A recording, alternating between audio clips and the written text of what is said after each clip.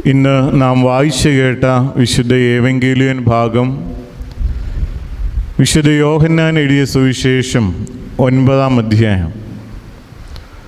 ആ കുരുടനെ സൗഖ്യമാക്കുന്ന വേദഭാഗത്തിൻ്റെ ഏറ്റവും അവസാനത്തെ വാക്യം നിങ്ങളുടെ ശ്രദ്ധയിലേക്ക് കൊണ്ടുവന്ന് ഞാൻ എൻ്റെ കടമയിലേക്ക് പ്രവേശിക്കും. വിശുദ്ധ യോഹന്നാൻ എഴുതിയ സുവിശേഷം 9-ാം അധ്യായം അതിൻ്റെ 41-ാമത്തെ വാക്യം.